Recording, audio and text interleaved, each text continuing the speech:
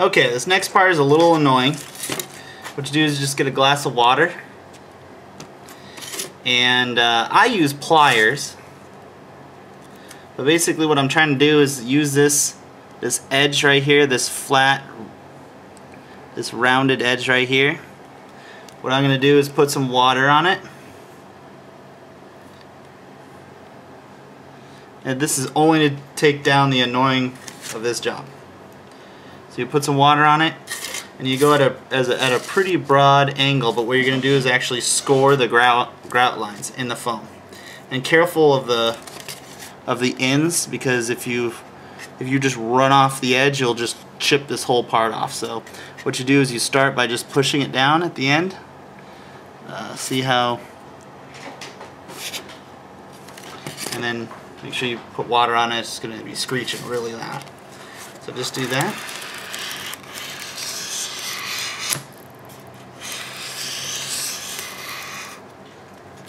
And what you're going to do is you're going to actually create a grout line, as well as kind of age your brick by kind of beating up the foam just a little bit, so that the concrete bricks kind of starting to fail over time. And I go over it twice to make sure that it's really a deep grout line. So push down.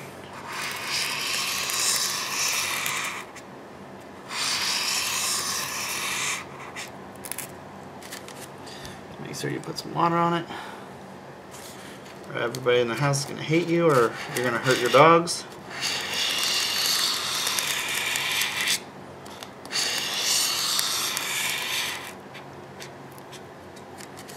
Alright. It's all kind of a tedious job, but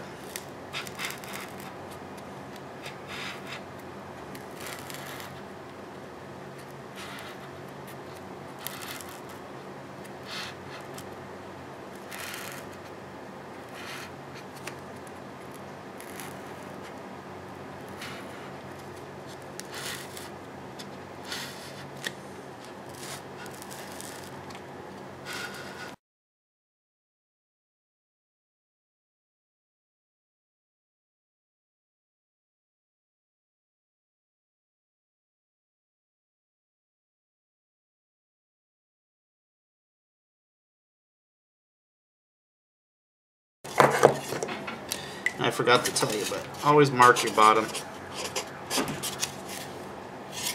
It helps when you're trying to figure it out at the last minute. Alright, so that's side one. I missed that spot. So I'm going to do side two, and I'm going to come back. And we'll do the other side after all.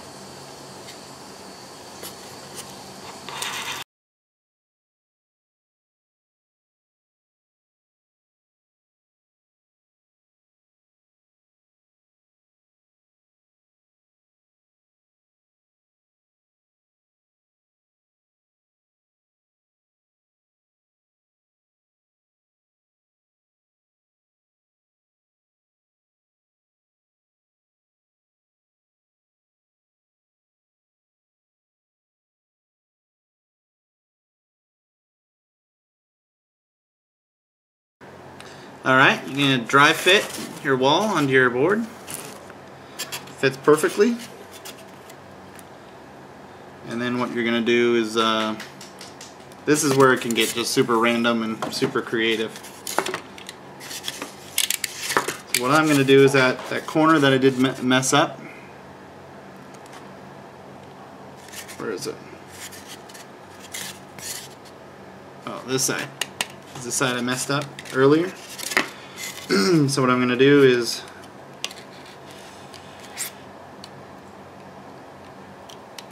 make a score line.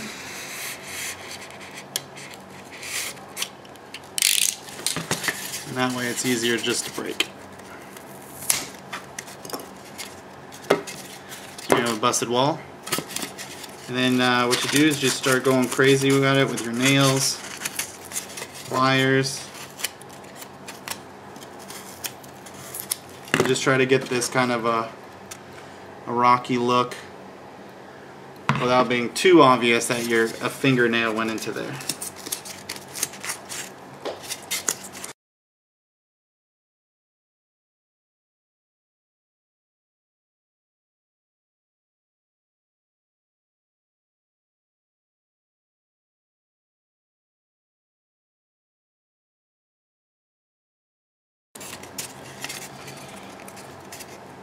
Oh, and kind of a random thing, see this is where the grout line is.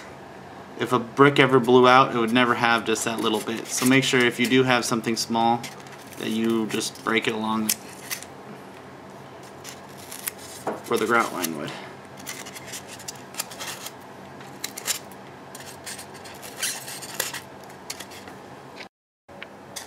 Well, I beat it up quite a bit.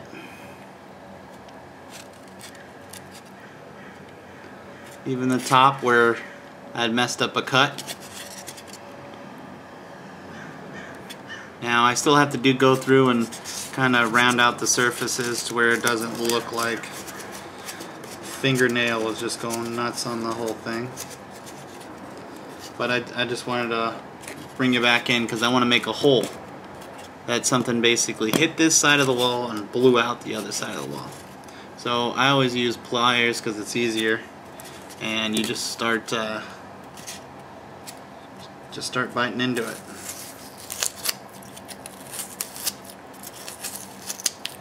Now usually where the impact hit is the wall is not very big.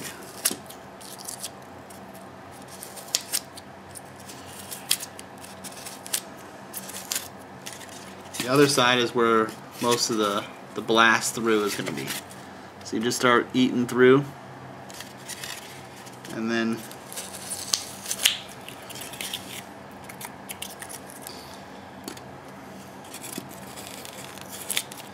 eventually you push through.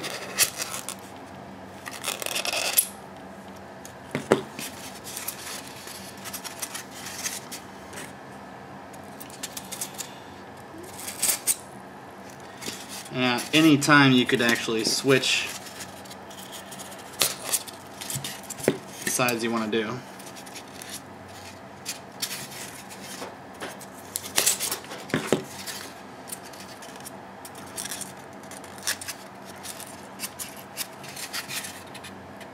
So there's the start.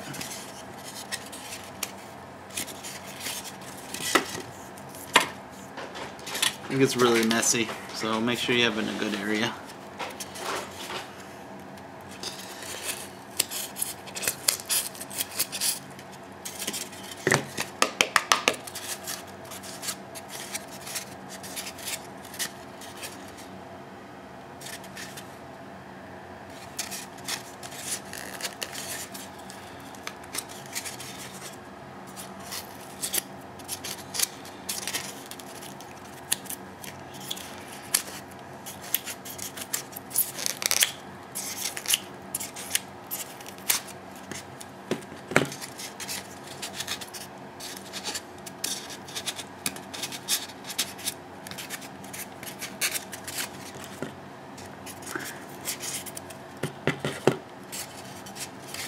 So,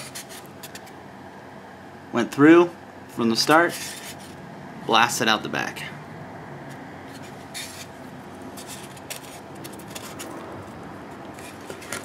That's why I like actually poking through on this side, because it actually takes bigger chunks off the back and actually makes it look like something went through here and blasted out.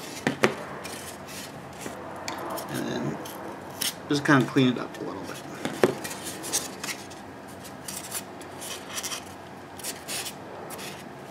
And there you go.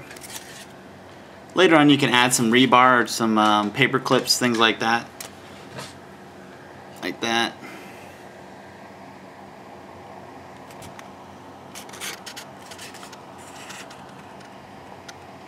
Just kind of give it a little added effect. You can also use a marker. I mean, use all kinds of objects if you want.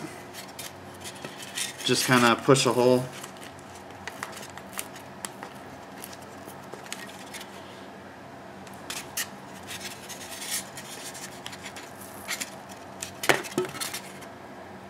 Just to kind of break up the smooth surface. Looks like something hit it but didn't quite get through. I wouldn't go too nuts on them. And then I tend to just kind of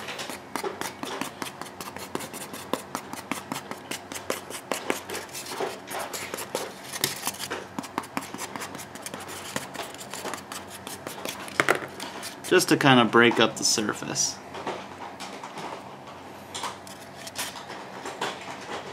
like maybe something drove up next to it and kind of scraped by, just so that it ends up not a perfectly smooth wall, because you're not going to really texture this. So there's that. Next, what we're going to do is actually put a dent on our board. So you can try it out, see how you like it.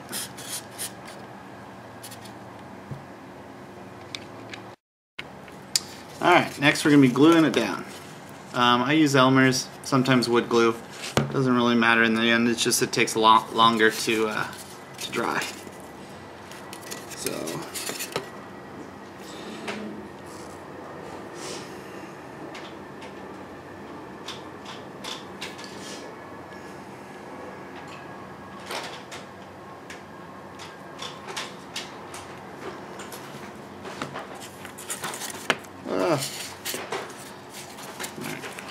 get a smaller piece, make sure you get it all the way to the edge.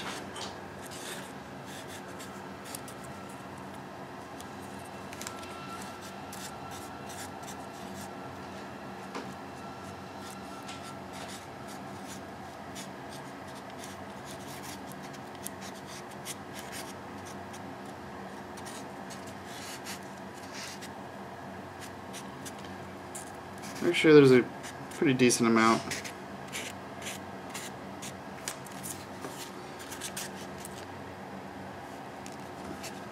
Sometimes I put pegs down if it's a little bit bigger piece. Push it down.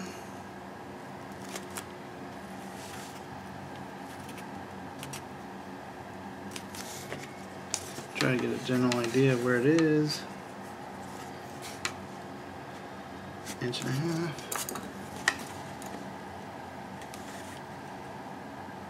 That's about right. I use a ruler next to it and make sure that it's perfectly straight. Nobody likes a crooked wall. Actually, using the camera actually helps too.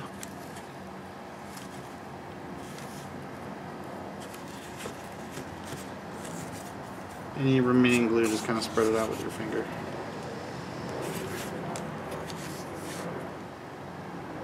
Alright, perfect. Oh shit! No! Come on! Shoot it, shoot it! Ah! Don't! Hockey time.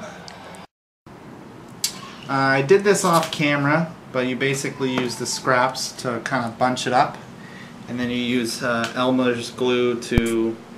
What I do is I don't really water it down too much, and then I just kind of mash in the foam so it's really thick in there. So next, what we're going to do is I mixed up some glue and some water, and we're going to put down so we can put some sand down.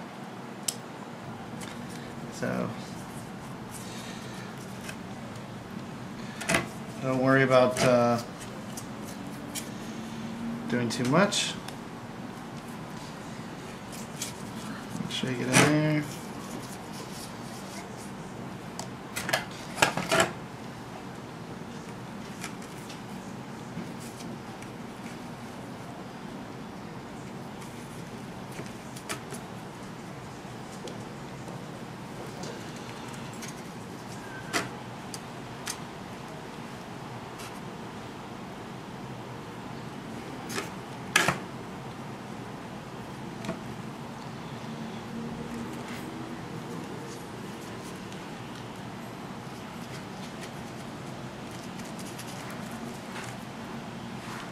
Alright, next we're going to put some sand on. There's no exact science to this one, just pile it on.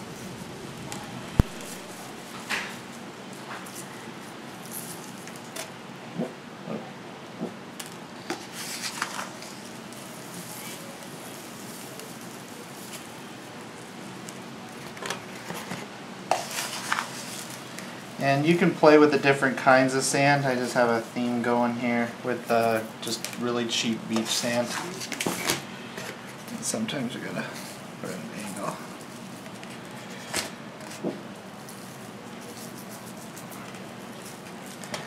And then I usually let it sit for a couple minutes so that the glue can actually soak up some additional sand. It makes for a better texture. And then what we'll do is we'll dump the excess off and then we'll let it dry.